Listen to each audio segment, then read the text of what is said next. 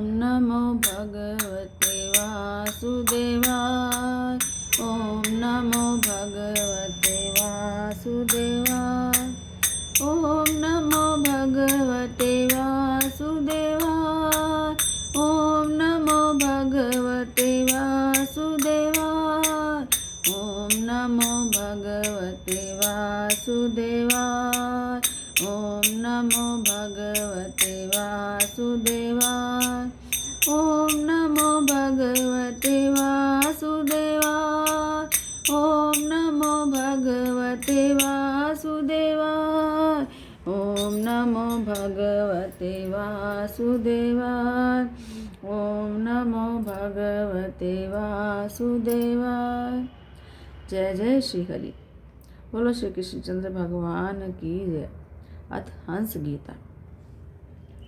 युधिष्ठिर ने पूछा, पितामह, संसार में बहुत से विद्वान सत्य, इंद्रिय संयम, क्षमा, उत्तम बुद्धि की प्रशंसा करते हैं। इस विषय में आपका कैसा मत है? भीष्म जी ने कहा, युधिष्ठिर, इस विषय में साध्यगणों का हंस के साथ जो संवाद हुआ था वही प्राचीन इतिहास मैं तुम्हें सुना रहा हूँ। एक समय नित्य अजन्मा प्रजापति स्वर्ण में हंस का रूप धारण करके तीनों लोकों में विचर रहे थे।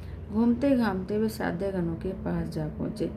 उस समय साध्यों ने कहा, हंस, हम लोग साध्य देवता हैं और आपसे मोक्ष धर्म के विषय में प्रश्न करना चाहते हैं, क्योंकि आप मोक्ष तत्व के ज्ञाता हैं।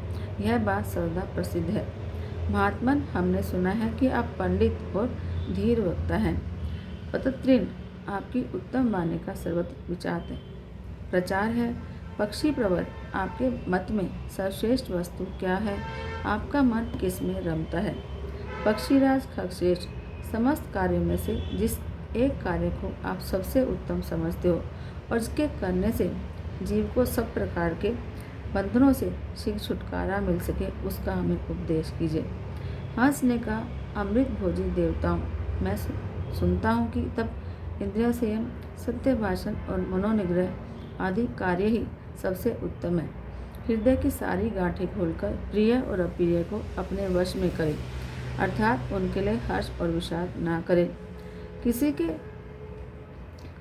मन को आघात न पहुँचाए, दूसरों से निष्ठुर वचन न बोले, किसी नीच मनुष्य से अध्यात्म शास्त्र का उपदेश न ग्रहण करे और जिसे सुनकर दूसरों को उद्वेग हो, ऐसी नरक में डालने वाली अमंगलमयी बात भी मुँह से न निकाले।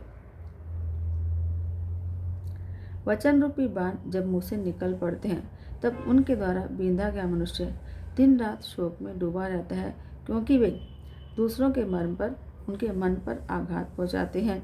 इसलिए विद्वान पुरुष को किसी दूसरे मनुष्य पर वाग्बाण का प्रयोग नहीं करना चाहिए, यानी वाणी के बाण नहीं चलाने चाहिए और उसके मन को छलनी नहीं करना चाहिए।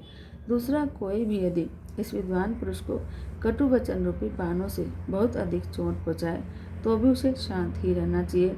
जो दूसरों के क्रोध करने पर भी स्वयं बदले में प्रसन्न ही रहता है, वह उसके पुण्य को ग्रहण कर लेता है। जो जगत में निंदा कराने वाले और आवेश में डालने के कारण अप्रिय प्रतीत होने वाले अपने जलते हुए क्रोध को रोक लेता है, चित्त में कोई विकार या दोष नहीं आने देता, प्रसन्न रहता है और दूसरों के दोष नहीं देखता है, वह पुरुष अपने प्रति शत्रु भाव रखने वाले लोगों के पुण्य ले लेता है। मुझे कोई गाली दे तो भी बदले में कुछ नहीं कहता है, कोई मार दे तो भी उसे मैं क्षमा ही करता है, क्योंकि शेष जन क्षमा, सत्य, सरलता और दया को ही उत्तम बताते हैं। वेदाध्यान का सार है सत्य भाषण, सत्य भाषण का सार है इंद्रिय संयम और इंद्रिय संयम का फल है मोक्ष। यही संपूर्ण शास्त्रों का उपदेश है।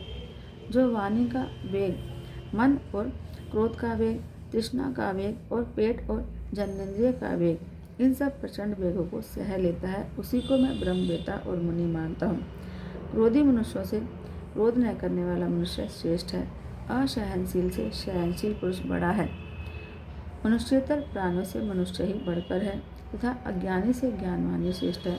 जो दूसरों के द्वारा गाली दी जाने पर भी बदले में उसे गाली नहीं देता, उस क्षमाशील मनुष्य का दबा हुआ क्रोधी उस गाली देने वाले को भस्म कर देता है और उसके पुण्य को भी ले लेता है। जो दूसरों के द्वारा अपने लिए कड़वी बात कही जाने पर भी उसके प्रति कठोर या प्रिय कुछ भी नहीं कहता, और किसी के द्वारा चोट खाकर भी धैर्य के कारण बदले में न तो मारने वाले को मारता है और न ही उसकी बुराई चाहता है। उस महात्मा से मिलने के लिए देवता भी हमेशा लालायित रहते हैं। पाप करने वाला अपराधी अवस्था में अपने से बड़ा हो या बराबर हो, उसके द्वारा अपमानित होकर, मार खाकर और गाली सुनकर भी उसे क्षमा ही कर देना चाहिए। ऐसा करने वाला पुरुष परम सिद्धि को प्राप्त होगा। यद्यपि मैं सब प्रकार से परिपूर्ण हूँ, मुझे कुछ जानना या पाना शेष नहीं है, तो भी मैं श्रेष्ठ पुरुषों की उपासना यानी सत्संग करता रहता हूँ। मुझ पर न तृष्णा का वश चलता है, न रोष का, न कुछ पाने के लोभ से धर्म का उल्लंघन भी नहीं होता। मैं उल्लंघन नहीं करता धर्म का, और न विषय की प्राप्ति के लिए ही कहीं आता जाता हूँ। कोई मुझे श्राप दे दे तो अभी बदले में मैं उसे श्राप नहीं देता। इंद्रिय संयम को ही मोक्ष का द्वार मानता हूँ। इस समय तुम लोगों को एक बहुत गुप्त बात बता रहा हूँ, सुनो। मनुष्य योनि से बढ़कर कोई उत्तम योनि नहीं है। जिस प्रकार चंद्रमा बादलों की ओर से निकलने पर अपनी प्रभा से प्रकाशित हो उठता है, उसी प्रकार पापों से मुक्त हुआ निर्मल अंतःकरण वाला धीर पुरुष धैर्यपूर्वक काल की प्रतीक्षा करता हुआ सिद्धि को प्राप्त हो जाता है। जो अपने मन को वश में रखने वाला विद्वान पुरुष ऊंचे उठाने वाले खंबे की भांति उच्च कुल में उत्पन्न हुआ सबके लिए आदर के योग्य हो जाता है, और जिसके प्रति सब लोग प्रसन्नतापूर्वक मधुर वचन बोलते हैं, वह मनुष्य देव भाव को प्राप्त हो जाता है। किसी से ईर्ष्या रखने वाले मनुष्य जिस तरह उसके दोषों का वर्णन करना चाहते हैं, उस प्रकार उसके कल्याण में गुण का बखान करना नहीं चाहते हैं। जिसकी वाणी और मन सुरक्षित होकर सदा सब प्रकार से परमात्मा में लगे रहते हैं, वह वेदाध्ययन, तप और त्याग इन सब के फल को पा लेते हैं। अतः समझदार मनुष्य को चाहिए कि वह कटुवचन कहने या अपमान करने वाले अज्ञानियों को उनके उक्त दोष बताकर समझाने का प्रयत्न न करे, उसके सामने दूसरों को बढ़ावा न दे और उस पर आक्षेप करके उसके द्वारा अपनी हिंसा न कराए। विद्वान को चाहिए कि वह अपमान पाकर अमृत पीने की भांति संतुष्ट हो, क्योंकि अपमानित पुरुष तो सुख से सोता है, किंतु अपमान करने वाले का नाश हो जाता है। क्रोधी मनुष्य जो यज्ञ करता है, दान देता है, तप करता है अथवा जो हवन करता है, उसके उन सब कर्मों के फल को यमराज हर लेते हैं। क्रोध करने वाले का वह किया हुआ सारा परिश्रम व्यर्थ जाता है। देवेश्वरों, जिस पुरुष के उपस्थ, उदर, दोनों हाथ और वाणी ये चारों द्वार सुरक्षित होते हैं, वही धर्मज्ञ है। जो सत्य, इंद्रिय संयम, सरलता, दया, धैर्य और क्षमा का अधिक सेवन करता है, सदा स्वाध्याय में लगा रहता है, दूसरे की वस्तु नहीं लेना चाहता और एकांत में निवास करता है, वह उधर गति को प्राप्त होता है। जैसे बछड़ा अपनी माता के चारों स्तनों का पान करता है, उसी प्रकार मनुष्य को उपयुक्त सभी सद्गुणों का सेवन करना चाहिए। मैंने अब तक सत्य से बढ़कर परम पावन वस्तु कहीं किसी को नहीं समझाई है, और सत्य से परम पावन कुछ है भी नहीं समझने को। मैं चारों ओर घूमकर मनुष्यों और देवताओं से कहा करता हूँ कि जैसे जहाज समुद्र से पार होने का साधन है, उसी प्रकार सत्य ही स्वर्गलोक में पहुँचने की सीढ़ी है। पुरुष जैसे लोगों के साथ रहता है, जैसे मनुष्यों का सेवन करता है और जैसा होना चाहता है वैसा ही होता है। जैसे वस्त्र जिस रंग में रंगा जाए वैसा ही हो जाता है, उसी प्रकार यदि कोई सज्जन, असज्जन, तपस्वी अथवा चोर का सेवन करता है तो वह उन्हीं के जैसा हो जाता है, अर्थात उस पर उन्हीं का रंग चढ़ जाता है। देवता लोग सदा सत्पुरुषों का संग उन्हीं के साथ करते हैं और वार्तालाप करते हैं, इसलिए वे मनुष्यों के क्षणभंगुर भोगों की ओर देखने भी नहीं जाते। जो विभिन्न विषयों के नश्वर स्वभाव को ठीक ठीक जानता है, उसकी समानता न चंद्रमा कर सकते हैं न वायु। हृदय गुफा में रहने वाला अंतर्यामी आत्मा जब दोष भाव से रहित हो जाता है, उस अवस्था में उसका साक्षात्कार करने वाला पुरुष सन्मार्गगामी समझा जाता है। उसकी स्थिति से ही देवता प्रसन्न हो जाते हैं। किंतु जो सदा पेट पालने और उस उपस्थ इंद्रियों के भोग भोगने में ही लगे रहते हैं, और जो चोरी करने और सदा कठोर वचन बोलने वाले हैं, यदि प्रायश्चित आदि के द्वारा उस कर्मों के दोष से छूट जाएं, तो भी देवता लोग उन्हें पहचान कर दूर से ही त्याग देते हैं। सत्वगुण से रहित और सब कुछ भक्षण करने वाली पापाचारी मनुष्य देवताओं को संतुष्ट नहीं कर सकते। जो मनुष्य नियम पूर्वक सत्य बोलने वाले, कृतज्ञ और धर्मपरायण है, उन्हीं के साथ देवता स्नेह संबंध स्थापित करते हैं। व्यर्थ बोलने की अपेक्षा मौन रहना अच्छा बताया गया है। यह वाणी की पहली विशेषता है। सत्य बोलना वाणी की दूसरी विशेषता है। प्रिय बोलना वाणी की तीसरी विशेषता है। धर्म सम्मत बोलना यह वाणी की चौथी विशेषता है। इसमें उत्तरोत्तर श्रेष्ठता है। साधुओं ने पूछा, हंस इस जगत को किसने आवृत कर रखा है? किस कारण से उसका स्वरूप प्रकाशित नहीं होता है? मनुष्य किस हेतु से मित्रों का त्याग करता है और किस दोष से वह स्वर्ग में नहीं जाने पाता? हंस ने कहा, देवताओं, अज्ञान ने इस लोक को आवृत कर रखा है। आपस में ढा होने के कारण इसका स्वरूप प्रकाशित नहीं होता। मनुष्य लोभ से मित्रों का त्याग करता है और आसक्ति दोष के कारण वह स्वर्ग में नहीं जाने पाता।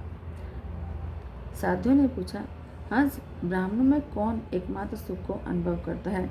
वह कौन ऐसा एक मनुष्य है जो बहुतों के साथ रहकर भी चुप रहता है? वह कौन एक मनुष्य है जो दुर्बल होने पर भी बलवान है? और इनमें कौन ऐसा है जो किसी के साथ कलह नहीं करता? हंस ने कहा, देवताओं, ब्राह्मणों में जो ज्ञानी है, एकमात्र वही परम सुख को अनुभव करता है। ज्ञानी ही बहुतों के साथ रहकर भी मौन रहता है। एकमात्र ज्ञानी दुर्बल होने पर भी बलवान है और इसमें ज्ञानी ही किसी के साथ कलह नहीं करता है। साधुओं ने पूछा, हंस, ब्राह्मणों का देवत्व क्या है? उनमें साधुता क्या बताई गई है और उनके भीतर असाधुता और मनुष्यता क्या मानी गई है? हंस ने कहा, साध्यगण, वेद शास्त्रों का स्वाध्याय ही ब्राह्मणों का देवत्व है। उत्तम व्रतों का पालन करना ही उनमें साधुता बताई जाती है। दूसरों की निंदा करना ही उनकी असाधुता है और मृत्यु को प्राप्त होना ही उनकी मनुष्यता बताई गई है।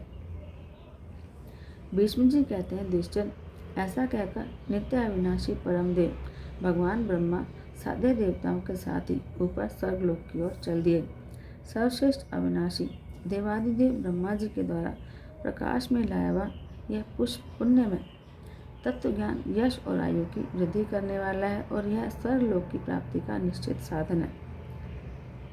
इति श्री महाभारत शांति पर्व के अंतर्गत मोक्ष धर्म पर्व में हंस गीता समाप्त। इति श्री हंस गीता। ओम तत्सत। श्री कृष्ण गोविंद हरे मुरारी, हे नाथ नारायण वासुदेव। श्री कृष्ण गोविंद हरे मुरारी, हे नाथ नारायण वासुदेव।